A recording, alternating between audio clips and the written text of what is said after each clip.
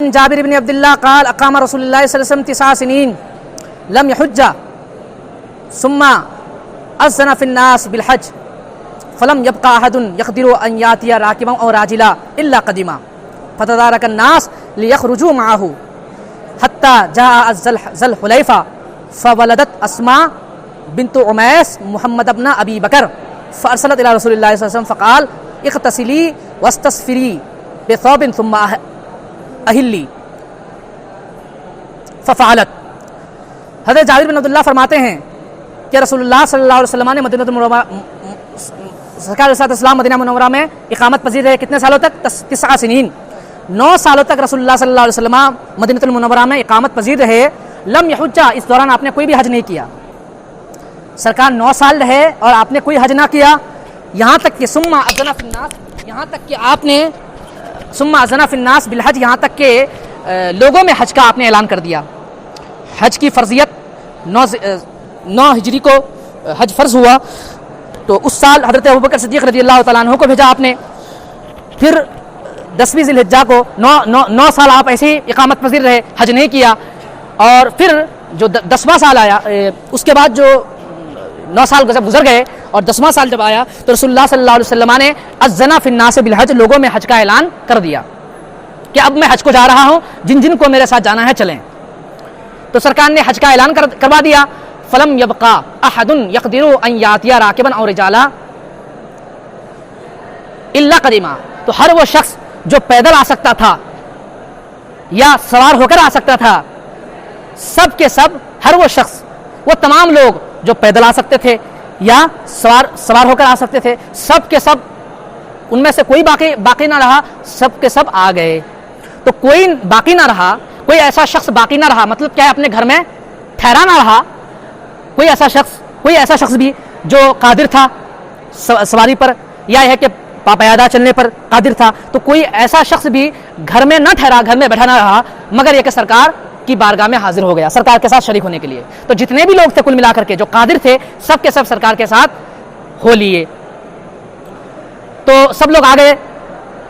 فتدارک الناس، تو لوگوں کا ازدحام ہو گیا، ازدحام کثیر، لوگوں کا ازدحام ہو گیا مدینہ المنورہ میں۔ لیخرجوا معہ، کیوں ازدحام ہوا لوگوں کا؟ لیخرجوا معہ، سرکار کے ساتھ نکلنے کے لیے، حج کے لیے نکلنے کے لیے سرکار کے ساتھ لوگوں کی بھیڑ جمع ہو گئی۔ حتی جاء ذو الحلیفہ، یہاں تک کہ سرکار ان کے ساتھ ذو الحلیفہ آئے، جو مدینہ المنورہ کی میقات ہے، تو وہاں پر سرکار علیہ السلام آئے۔ فولدت اسماء بنت عمیس محمد بن ابی بکر، تو وہاں پر اسماء بنت عمیس جو حضرت ابوبکر صدیق رضی اللہ تعالیٰ عنہ کی زوجہ تھی، ان سے حضرت محمد بن ابی بکر کی ولادت ہوئی۔ ٹھیک ہے، حضرت اسماء بنت عمیس جو حضرت ابوبکر صدیق رضی اللہ تعالیٰ عنہ کی زوجہ تھی، ان سے حضرت محمد بن ابی بکر رضی اللہ تعالیٰ عنہ کی ولادت ہوئی۔ کہاں؟ مقام ذو الحلیفہ میں۔ فارسلت الی رسول اللہ صلی اللہ علیہ وسلم، تو رسول اللہ صلی اللہ علیہ وسلم کے پاس مسئلہ پوچھنے کے لیے بھیجا انہوں نے کہ میں کیا کروں، اب دم نفاس آ گیا، تو بھیجا کہ کیا کیا جائے۔ تو سرکار نے فرمایا اغتسلی، غسل کر لو، واستغفری بثوب، اور محل دم میں کوئی کپڑا باندھ دو، ثم اہلی، اور پھر احرام باندھ لو۔ ففعلت، تو انہوں نے ایسا ہی کیا۔ یہ ہو گیا حدیث کا ترجمہ، ترجمہ الحدیث، حدیث کا ترجمہ ہو گیا۔ اب یہاں فرمایا وہ بینوا معنی الاحلال لغۃ و شرعا، اور احلال کا جو معنی لغوی ہے وہ بیان کرے اور جو معنی شرعی ہے وہ بیان کرے۔ لغت میں احل یحل کا معنی ہوتا ہے احل فلان رفع صوتہ وصاح، آواز بلند کرنا، چیخنا، چلانا، احل یحل کا معنی ہوتا ہے، یہ لغوی معنی ہوا۔ شرعی معنی کیا ہے؟ تو احل کہتے ہیں تلبیہ پڑھنے میں، لبیک اللہم لبیک جو پڑھا جاتا ہے تلبیہ میں آواز بلند کرنا۔ تو لغوی معنی تو کیا تھا؟ رفع الصوت، اور شرعی معنی، اصطلاحی معنی کیا ہوا؟ رفع الصوت بالتلبیہ۔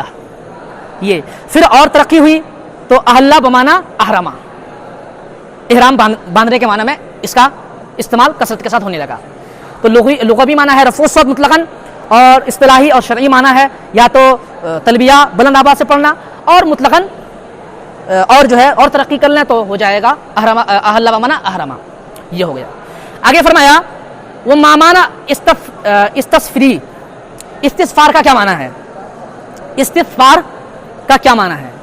تو استغفار کا معنی ہوتا ہے شد و محل الدم بالصوب. جو محل دم ہوتا ہے خون کی جو جگہ ہے مقام خاص ہے اس میں کوئی کپڑا باندھ لینا. شد و محل الدم بالصوب یہ اس کا معنی ہے. یہ استغفاری کا معنی ہو گیا. استغفاری ای شدی محلہ دمی کی بالصوب یہ مطلب ہوا اس کا. وہ مامانا تدارک الناس. اور تدارک الناس کا کیا معنی ہے؟ تدارک یا تدارکو بابا مانا تدافع یتدافع تزاحم یتزاحم بھیڑ لگا دینا جمع ہو جانا اور بھیڑ اکٹھا کر دینا. تو تدارک الناس ای ازدحام الناس تزاحم الناس تدافع الناس یعنی لوگوں کی بھیڑ ہو گئی اور ایک ازدحام کثیر جمع ہو گیا. یہ معنی ہوا. یہ ہو گیا. اب فرمایا اذکروا مذاہب الائمۃ فی التلبیہ. تلبیہ میں جو مذاہب ائمہ ہے ٹکرا گیا. مذاہب ائمہ جو تلبیہ کے سلسلے میں وہ بیان کریں. وہ من ہم یہ ہو گیا نا. تلبیہ میں جو مذاہب بیان کر دیا 4 مذاہب ہیں. ایک مذہب یہ ہے کہ سنت ہے.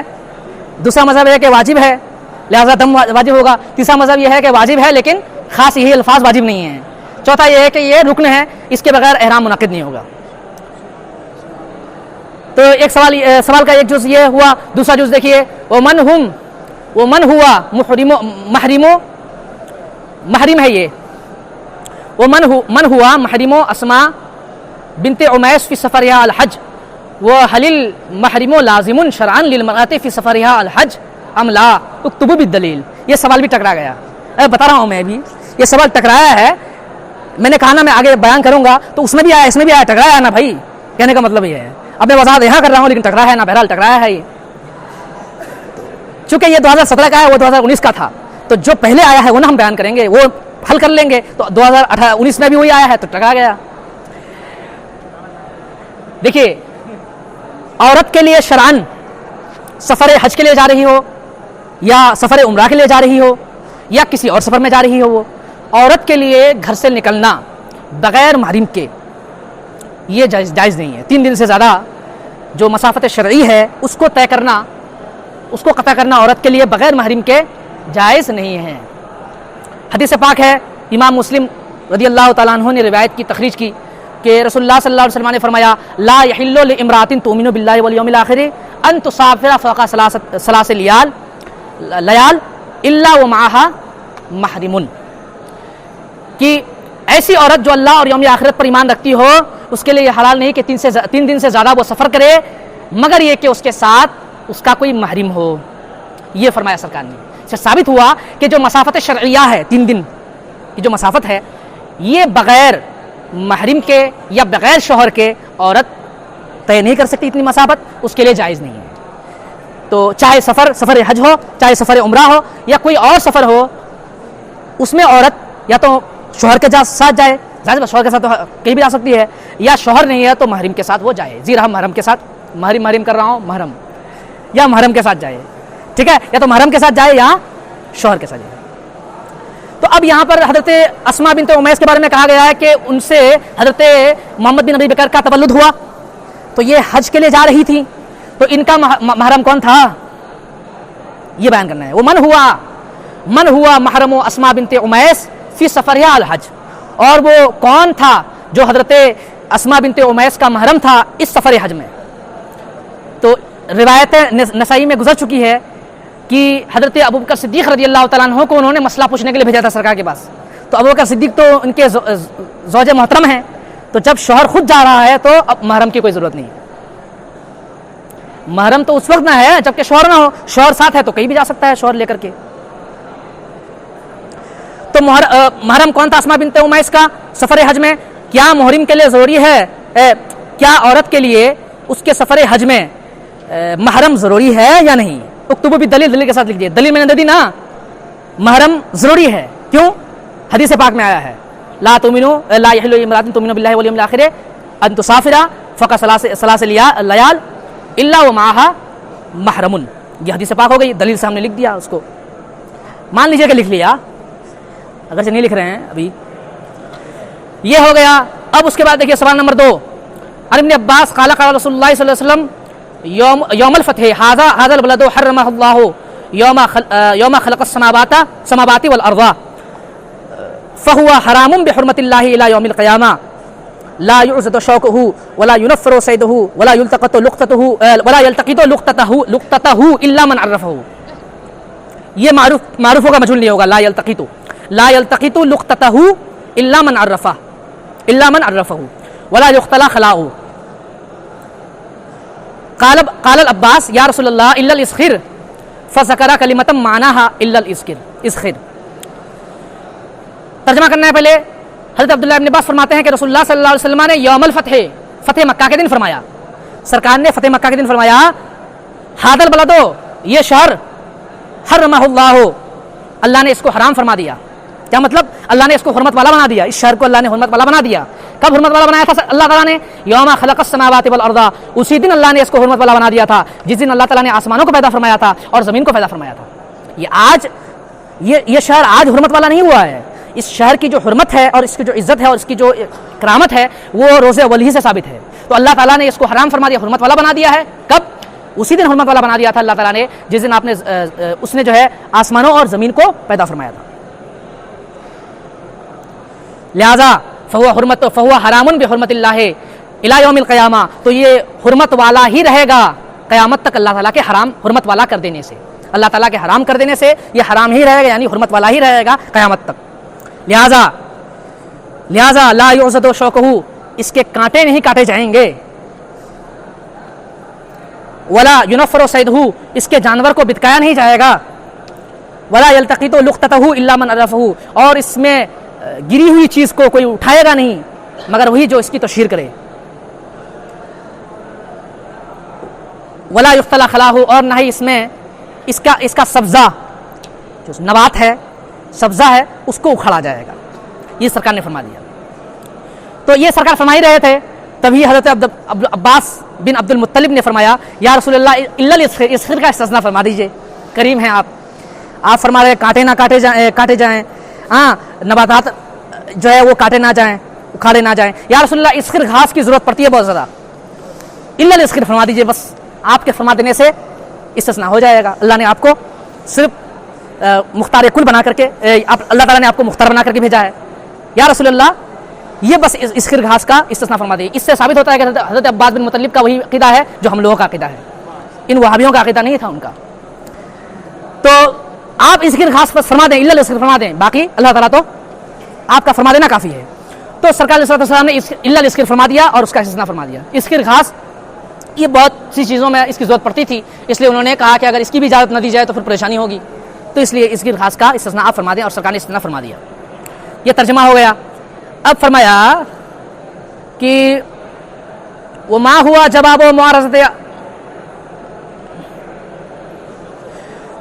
जवाब मुआरज़तिन लिहाज़ल हदीस बिहदीसिन आखर, और क्या जवाब होगा इस हदीस के इसका कि यह हदीस मुतारिज़ है एक दूसरी हदीस की। वो हदीस क्या है? वो ये है कि अन्ना इब्राहीम हर्रमा मक्का, कि इब्राहीम ने मक्के को हुर्मत वाला बनाया। एक हदीस पाक में आया है कि हज़रत इब्राहीम अलैहिस्सलाम ने मक्के को हुर्मत वाला घोषित कर दिया, हुर्मत वाला बताया। तो हज़रत इब्राहीम अलैहिस्सलाम ने हुर्मत वाला बताया और कहा कि अल्लाह ने हराम फरमा दिया। हज़रत इब्राहीम ने हराम फरमाया था अपने ज़माने में कि अल्लाह ताला ने इसको हराम फरमा दिया। तो क्या पता चला?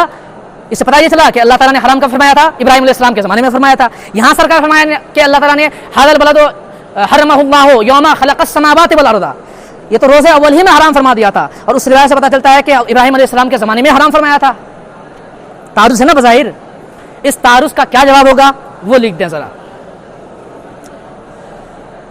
तो इसका जवाब यह है कि अल्लाह ने हराम तो रोज़े अव्वल ही में फरमा दिया था। अल्लाह ने जब आसमानों और ज़मीनों को पैदा फरमाया था उसी वक्त शहर मक्का को हुर्मत वाला लिख दिया था, बना दिया था। हाँ, उसका इजहार तो सबसे पहले उसका इजहार, उस हुर्मत का इजहार हज़रत इब्राहीम अला नबीना व अलैहिस्सलातु तस्लीम ने अपने ज़माने में किया। फिर सरकार ने उसका इजहार किया और सरकार ने फरमाया इसकी हुर्मत कब से है? रोज़े अव्वल ही से है। تو اس میں اظہار کا بیان ہے. ابراہیم علیہ السلام نے جو فرمایا کہ حرام فرمایا اللہ نے, اس میں اظہار حرمت کا بیان ہے. اور سرکار جو فرما رہے ہیں اس میں جو حرمت سرکار اللہ تعالیٰ نے حرمت والا بنایا تھا تو حرمت والا بنانے کا بیان ہے اس میں, اور اس میں اظہار حرمت کا بیان ہے. اس میں تحریم کا بیان ہے سرکار جو فرما رہے ہیں, اور اس میں اظہار حرمت کا بیان ہے, لہذا کوئی تعارض نہیں ہے. اچھا, اس کے بعد کیا کرنا ہے؟ وما معنی تنفیر الصید, اور تنفیر الصید کا کیا معنی ہے؟ نفرا ینفرو کا معنی ہوتا ہے بدکانا, بھگانا, کسی کو بھگانا, یہ ہوتا ہے اس کا معنی. تو یا تو نفرا ینفرو اپنے حقیقی معنی پر ہے کہ مکہ مکرمہ کے جو حدود حرم میں جو جانور ہیں ان کو بدکایا بھی نہ جائے. حضرت امام نووی شافعی رحمہ اللہ نے فرمایا کہ جانوروں کو بدکانا بھی منع ہے, تو یا تو یہ اپنے حقیقی معنی پر ہے, یا یہاں پر تنفیر الصید کے ذریعے سے یہ صید سے کنایا ہے کہ جانوروں کو بدکایا نہ جائے, مطلب ہے کہ جانوروں کا کو شکار نہ کیا جائے, جانوروں کا شکار نہ کیا جائے مکہ مکرمہ میں.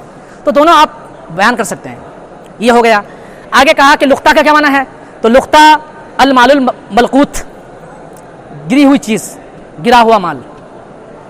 التقاط کا تو ایسے معنی ہوتا ہے ان یعثر علی الشیء من غیر قصد و طلب, بغیر کسی طلب اور قصد کے کسی چیز پر مطلع ہونا اور اس کو پانا. کوئی بھی چیز پڑی ہوئی ہے, گری ہوئی ہے, اور بغیر قصد اور ارادے کے آپ نے اس چیز کو دیکھ لیا, مطلع ہو گئے اس چیز پر, تو اس کا معنی ہوتا ہے, یہ التقاط کا مطلب ہوتا ہے. اب وہ چیز جو گری ہوئی ہے آپ التقاط کر رہے ہیں تو وہ چیز کیا ہوگی؟ ملقوط ہوگی, لقطہ ہوگی. تو یہ لقطہ کا معنی ہوا. لقطہ المال الملقوط, گری ہوئی چیز, یہ اس کا معنی ہو گیا. وہ خلا ہو, اور خلا کا کیا معنی ہے؟ الرطب من النبات, تازہ سبزہ, تازہ نبات. الرطب من النبات, یہ اس کا معنی ہے, تازہ نبات. اسخر کا کیا مطلب ہوتا ہے؟ اسخر یہ بھی ہے نبات معروف طیب الریح, طیب الریح, ایک معروف و مشہور نبات, گھاس, طیب الریح, جس میں ایک خوشگوار خوشبو, یہ بہترین خوشبو ہوتی ہے, جو خوشبو کے اعتبار سے خوشگوار ہے, ایسا ایک نبات اسخر اس کو کہا جاتا تھا. یہ ہو گیا. یہ ہو گیا بھائی. اب ایک اختلاف اور آ رہا ہے, دیکھیے. وہ ما حکم اللقطۃ فی الحل والحرم عندنا و عند الشافعی, اور امام شافعی اور ہمارے ہاں ہل اور حرم میں لقطہ کا کیا حکم ہے؟ ہل میں اور حرم میں امام شافعی اور ہمارے ہاں لقطہ سے متعلق جو اختلاف ہے اس کو بیان کریں. امام شافعی رحمہ اللہ فرماتے ہیں کہ حرم پاک میں یہ ہل جو ہے, ہل میں لقطہ کا جو حکم ہے اس میں امام اعظم اور امام شافعی کا اتفاق ہے کہ ہل میں اگر کوئی لقطہ, کوئی گری ہوئی چیز کسی کو ملتی ہے تو اگر اس کو اٹھاتا ہے تو 1 سال تک تشہیر کرنی ہے. ٹھیک ہے, صرف 1 سال تک تشہیر کرنی ہے, ہمیشہ تشہیر نہیں کرنی ہے, صرف کتنی؟ 1 سال تک تشہیر کرنی ہے. یہ امام شافعی بھی فرماتے ہیں اور ہم بھی کہتے ہیں, امام اعظم بھی فرماتے ہیں. یہ ہل میں. حرم میں اختلاف ہے کہ حرم میں اگر کوئی لقطہ اٹھا لے تو کتنے دنوں تک اس کی تشہیر اس پر ضروری ہے. امام شافعی فرماتے ہیں کہ پوری زندگی تشہیر ضروری ہے. کیوں؟ ہادل البلد حرمہ اللہ یوم خلق السماوات والارض, یہ چونکہ حرمت والا ہے, جب حرمت والا ہے تو ایسے ہی اس کا حکم وہ نہ ہوگا جو عام جگہوں کا حکم ہے. نہیں, پوری زندگی آپ اس کو, جو چیز اس میں گر گئی ہے وہ بھی حرمت والی ہو گئی, لہذا اس کی تشہیر آپ کرتے رہیں, یہ انہوں نے فرمایا. اور امام اعظم رضی اللہ تعالیٰ عنہ فرماتے ہیں کہ چاہے ہل کا لقطہ ہو یا حرم کا لقطہ ہو, دونوں کا حکم ایک ہے. حدیث پاک ہے, حدیث پاک میں سرکار نے عام حکم بیان فرمایا, اس میں فرق نہیں کیا ہے, تو فرق کرنے کی کوئی وجہ نہیں ہے. حضور نے فرمایا اجرف افاسہا او وویاءہا ثم عرفہا سنتن, کہ اس کی رسی اور اس میں جو ایک ڈور لگا ہوا ہوتا ہے اس کے برتن کو پہچان لو, اس کو اٹھاؤ, ثم عرفہا سنتن, اور پھر اس کی تشہیر کرو 1 سال تک. تو یہاں پر تو سرکار نے تفریق کی ہی نہیں ہے کہ ہل کا جو لقطہ ہوگا اس کا یہ حکم ہے اور حرم کا یہ حکم ہے. سرکار نے جب ایک ضابطہ بیان فرما دیا ہے, ایک حکم بیان فرما دیا ہے, تو اس کے عموم میں دونوں ہل اور حرم دونوں کا لقطہ آ گیا. ابن عباس ٹکرا گیا بھائی, واہ کیا کہنا ہے. پھر بھی ترجم الحدیث الشریفہ و بینوا جمیع افعال یوم النہر, اتنے تک بالکل ٹکرایا ہوا ہے نا. آگے اکتبو مذاہب الائمۃ فی ترتیب افعال یوم النہر، اتنے ابھی بھی جو ہے ٹکرایا ہوا ہے. آگے دیکھیے وہ حل تطبیق ممکن فی لفظ حدیث لا حرج، حدیث کا جو لفظ ہے فی لفظ حدیث، لفظ کیا ہے تو وہ آگے آ رہا ہے ولا حرج. تو حدیث کا جو لفظ ہے لا حرج، کیا اس میں تطبیق ممکن ہے؟ تطبیق میں نے پیش کر دی، ہاں ممکن ہے. لا حرج کا مطلب کوئی گناہ نہیں ہے، اس سے یہ لازم نہیں آتا کہ کوئی دم نہیں ہے. امام شافعی فرماتے ہیں لا حرج الا دم، کوئی دم ہی نہیں ہے. ہم کہتے ہیں لا حرج لا اسما، چونکہ جہل اس وقت عذر تھا، وہ معذور تھے، اس لیے سرکار نے فرمایا لا حرج الا اسما. تو تطبیق ہو گئی نا، تو تطبیق ممکن ہے. ہم کہیں گے ہاں تطبیق ممکن ہے. جب فرمایا کہ کیا تطبیق ممکن ہے، حدیث کا جو لفظ ہے لا حرج، کیا اس میں تطبیق ممکن ہے؟ فی مذہب من قال ان ترتیب واجب، جو حضرات کہتے ہیں کہ ترتیب واجب ہے، جیسے ہم لوگ کہتے ہیں ترتیب واجب ہے، تو کیا ہم لوگوں کے نزدیک اس کی تطبیق ممکن ہے؟ ممکن ہے، ہم نے بیان کر دیا. اگر تطبیق ممکن ہے ما ہوا تطبیق ہو تو کیا تطبیق ہے؟ تطبیق بیان کر دی. چلیے تمت بالخیر. سر میں کافی درد ہے، اسی وقت صحیح نہیں کر رہا ہوں.